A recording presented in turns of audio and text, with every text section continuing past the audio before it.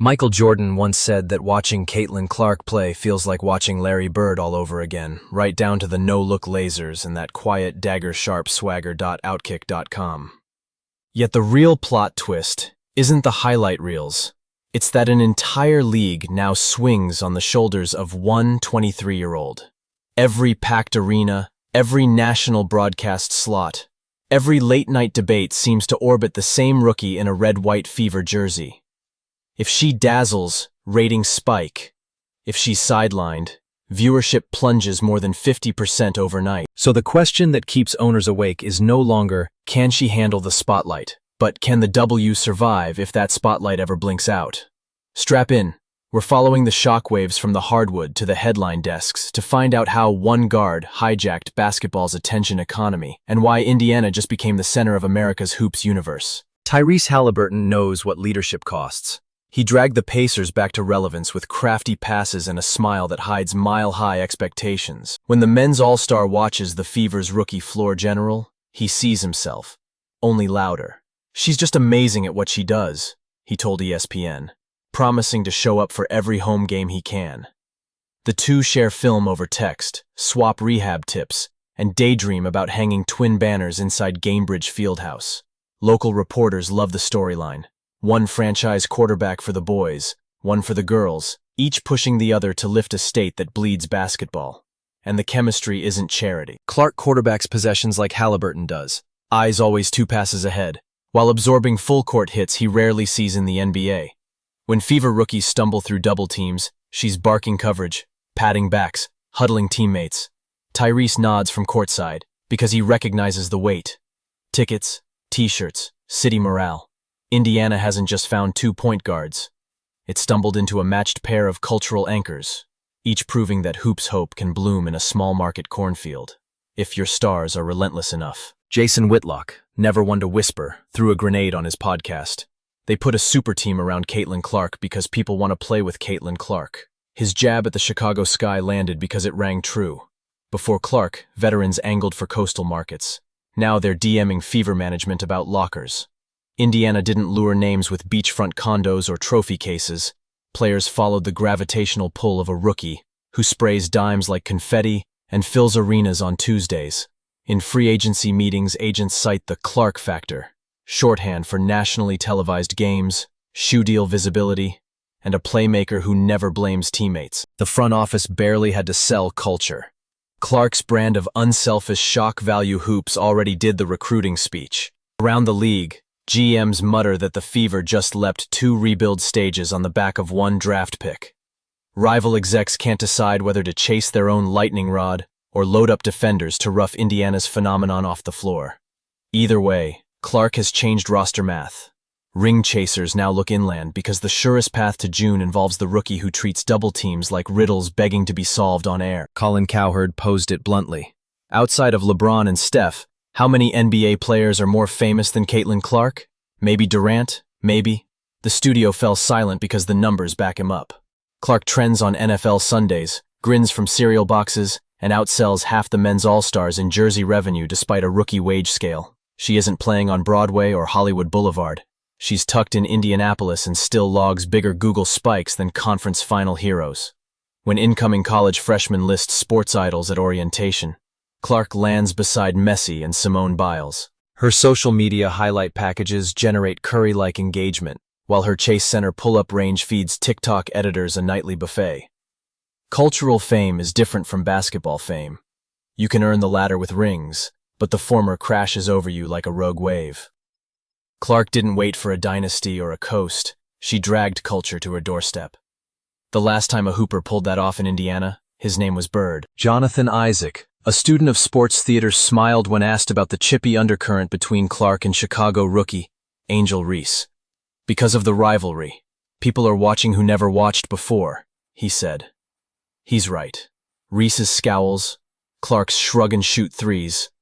The dynamic echoes early Magic Bird, opposites amplified by race, geography, and meme culture. Without Clark, Reese might be another talented post looking for headlines.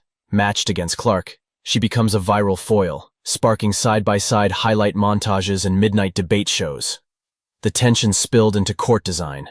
Ticket prices doubled for Fever Sky dates before either rookie logged a pro minute. Social moderators brace for flame wars every time their names share a trending column. Yet, beneath the soundbites, lies a truth Reese's camp can't ignore. Caitlin controls the marquee. She arrived with record college ratings in her rearview mirror. Reese rode shotgun in the viral clip, adding edge to an already boiling pot. That's not a knock, it's a marketing coup, but it underscores who sets the league's tempo. When Clark limped out with a quad strain, the rivalry paused, and national ratings cratered. Turns out every drama needs its star active to keep pulling eyeballs. Wayne Gretzky rarely hands out compliments across sports lines, but on a recent podcast he marveled. Look at Caitlin Clark. She's just taken over the country, maybe the world. Larry Bird sent a private congratulatory note after her 40-foot dagger against New York. Fever PR teased a joint photo op. When icons from hockey and the 80s Celtics tip their caps, it signals more than star admiration. It signals cultural permanence. They see reflections of their own revolutions. Gretzky transforming Canadian pastime into American primetime. Bird dragging small-market Boston back to dynasty heights. For Clark, such nods widen her footprint. Young softball teams chant her name during warm-ups. Volleyball clubs live-stream Fever games in hotel lobbies. Legacy athletes know that moment, the instant your excellence spills beyond your sport. Their acknowledgement is a passing of the Olympic torch, reminding skeptics that generational waves don't wait for permission. They simply crash. 6 games with at least 25 points and 10 assists, already the most in WNBA history. And she needed just 42 appearances to do it. Sabrina Ionescu required 144 games to reach 5.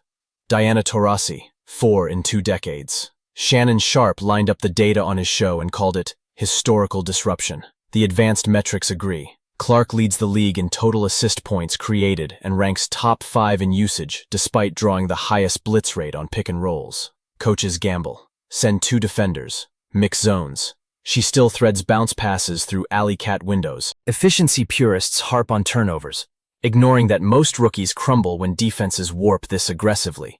Clark's worst nights still end with double-digit dimes, and because numbers travel faster than eye test, executives start penciling her into sponsorship decks, fantasy game splash screens, and global junior camps. Stat milestones feed the storyline, but they also justify the airtime. She isn't just hype, she's math. Megan Rapinoe, a veteran of Culture War's crossfire, cautioned the rookie class.